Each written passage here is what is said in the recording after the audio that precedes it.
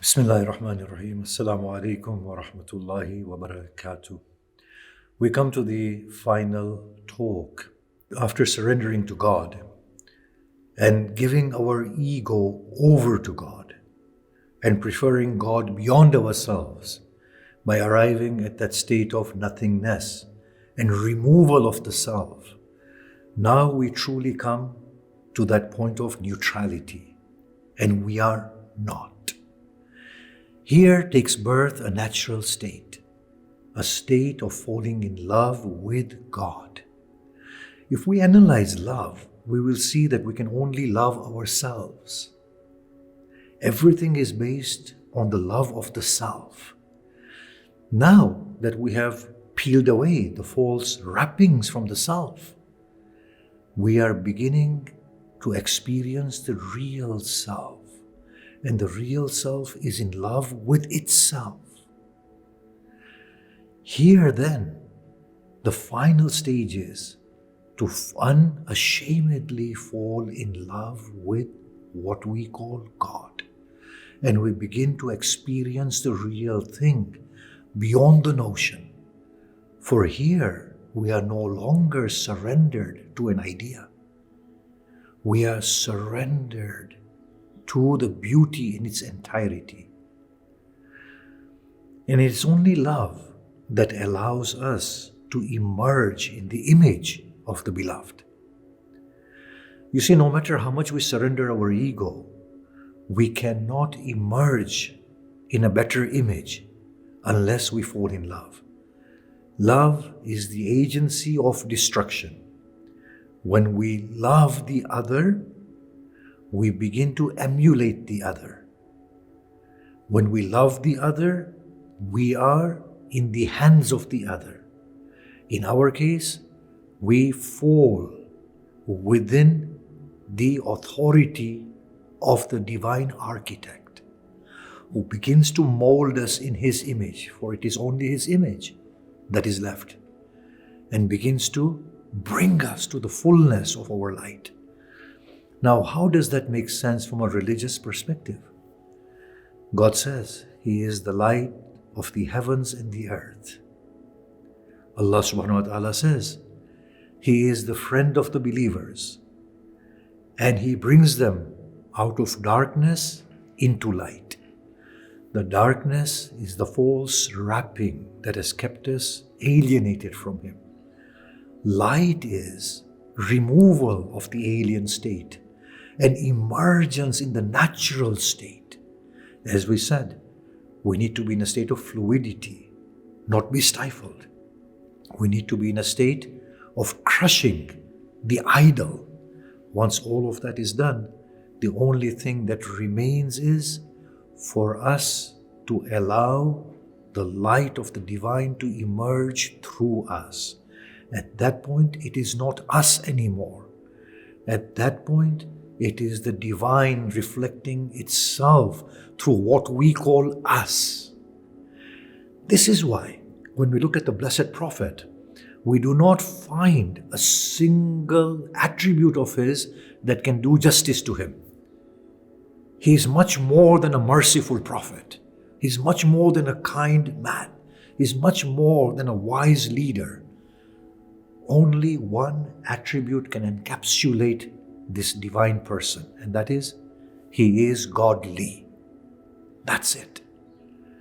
Where the human body is a mere vessel through which godliness begins to reflect itself.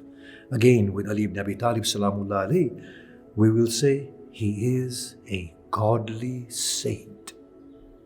Look at Hussein ibn Ali. In his final moments, we will say he's a godly person. Everything else fades away, for nothing is capable of describing him in the entirety of his being.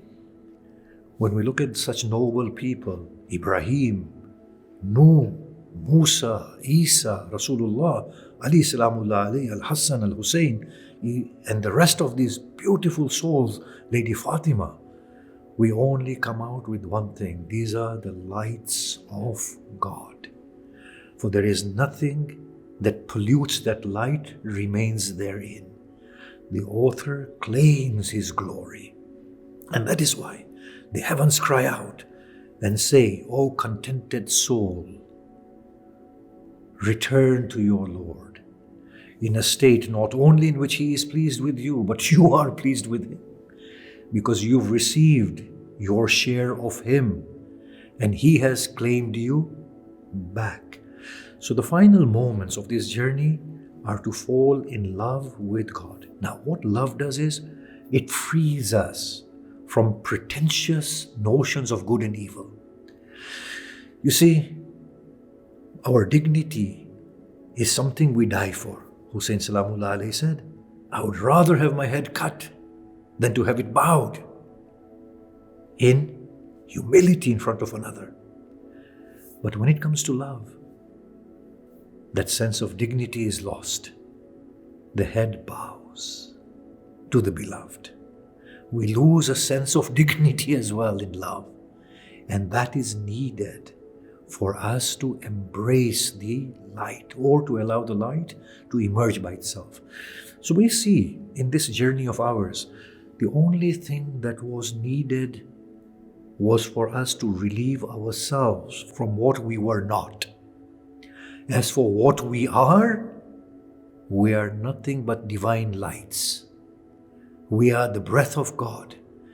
For us to think that we are anything less than the ultimate is cheating ourselves. And we could have never known what we are, because how can we ever know we are such divine beings? All we had to do was to peel away what we are not. Now imagine the wonderful things that happen at that stage. As Rumi says, O you who learn through rot and who have to retain knowledge through rot learning, and you will forget if you don't keep on repeating. Let go. Free yourself. You will find, as opposed to the rivers flowing from outside within yourself, that the fountains and the springs will flow from inside yourself outside. It is all there. You have it all. It is all there. You are it. Understand this properly. Or as Rumi says, and I repeat this often, O you, the one who admires the luminous sun deep within the sky, acquire your own luminosity. In front of the brilliance of your light, the massive sun that you observe will become like a distant flickering star within the sky. This is how brilliant your luminosity is. It is no longer a question of learning. It is a question of knowing. How wonderful were these beautiful Imams. When Imam Sadiq was asked, do you know everything? He said, no. He said, then why do you not pause before you respond? He said, whenever we want to know something, God inspires us. And he said that the mu'mineen, the faithful, have the same potential. As soon as they come into a tranquil state, the divine taps into them and they speak.